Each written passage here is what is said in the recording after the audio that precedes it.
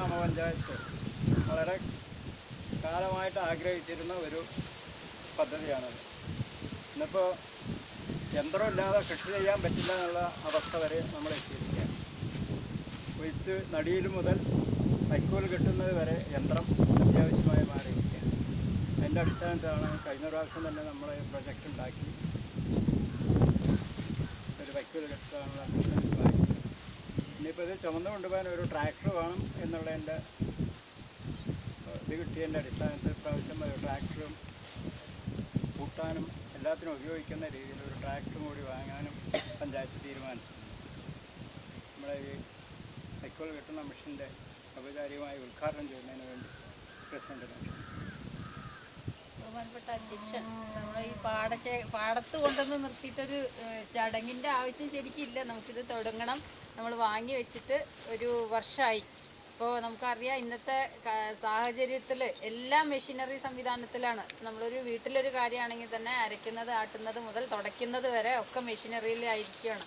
അപ്പോൾ ഈ സാഹചര്യത്തിൽ കൃഷിയും അതുപോലെ തന്നെ എല്ലാ കാര്യങ്ങളും ഇപ്പോൾ വരമ്പ് പൊതിയാൻ, അത് കൊയ്യാൻ, നടാൻ, കളപറിക്കാൻ എല്ലാം മെഷീനായി. ഇപ്പോൾ വൈക്കോല് കെട്ടാൻ, അതുപോലെ മെതിക്കാൻ എല്ലാം മെഷീനിൽ. നമുക്കിപ്പോൾ നമ്മുടെ പാടശേഖര സമിതിയുടെ നമ്മുടെ കൃഷിഭവൻ്റെ കീഴിൽ ഒരു സംയുക്ത സമിതി രൂപീകരിക്കുകയും പല പഞ്ചായത്തുകളിലും ഇതൊക്കെ രൂപീകരിച്ചിട്ടാലും പ്രവർത്തനമില്ലാത്ത അവസ്ഥയാണ്. എന്നാൽ നമ്മുടെ കൃഷിഭവനിലുള്ള സംയുക്ത സമിതി വളരെ ഇതോടുകൂടി ശുഷ്കാന്തിയോടുകൂടി അവരുടെ ഈ ഒരു പണി ഏറ്റെടുക്കാനും എല്ലാ മെഷീനറി സംവിധാനവും അതിൻ്റെ കീഴിൽ കൊണ്ടുവരാനും വേണ്ട പ്രവർത്തനം നടത്തുകയും 4-5 വർഷം മുമ്പ് നമുക്ക് ഒരു കൊയ്ത്ത് യന്ത്രം വാങ്ങി ആ കൊയ്ത്ത് യന്ത്രം കൊണ്ട് അവരുടെ പരമാവധി എല്ലാ പ്രയത്നവും ഉപയോഗിച്ചുകൊണ്ട് ഇപ്പോൾ ഇന്ന് സംയുക്ത സമിതി ലാഭകരമായ രീതിയിൽ 1 ലക്ഷത്തോളം രൂപ അവരുടെ കയ്യിൽ ലാഭമായിട്ടാണ് ഇന്നുള്ളത് സംയുക്ത സമിതിയുടെ പേരിൽ. അപ്പോൾ അത് നമുക്ക് ഈ നമ്മുടെ പാടശേഖരത്തിൽ 2.5 ലക്ഷം രൂപ ഇപ്പം നടീലിൻ്റെ ഇതും കൂടെ ആയപ്പോൾ 2.5 ലക്ഷം രൂപയായി മാറിയിട്ടുണ്ട്. കൊയ്ത്ത് യന്ത്രത്തിൻ്റെ കാര്യം മാത്രമാണ് ഞാൻ നേരത്തെ സൂചിപ്പിച്ചത്. കൊയ്ത്ത് യന്ത്രം മാത്രം അത് നമ്മുടെ പാടശേഖരത്തിലേക്ക് ഉപയോഗിക്കാൻ പറ്റാത്തതാണെങ്കിൽ പോലും എന്നിട്ട് പോലും അത് പരമാവധി ഉപയോഗിക്കാൻ ഇതാക്കുകയും അതിൽ നിന്ന് ആ കൊയ്ത്ത് യന്ത്രത്തിൽ നിന്ന് തന്നെ അവർക്ക് 1 ലക്ഷം രൂപയിൽ മേലെ ലാഭം ഉണ്ടായി. അപ്പോൾ അതിന് ശേഷമാണ് നമ്മൾ 2 നടീലയന്ത്രം വാങ്ങി. ഇനിയിപ്പോൾ നമുക്ക് 1 നടീലയന്ത്രം കൂടി കിട്ടും. അങ്ങനെ ആകുമ്പോൾ സമിതിയുടെ കീഴിൽ 3 നടീലയന്ത്രങ്ങളാവും. അത് വെച്ച് പ്രവർത്തനം തുടങ്ങിയതിൻ്റെ ഭാഗമായിട്ട് നമുക്കിവിടെ ഒരു തൊഴിൽ സേന ഉണ്ട്.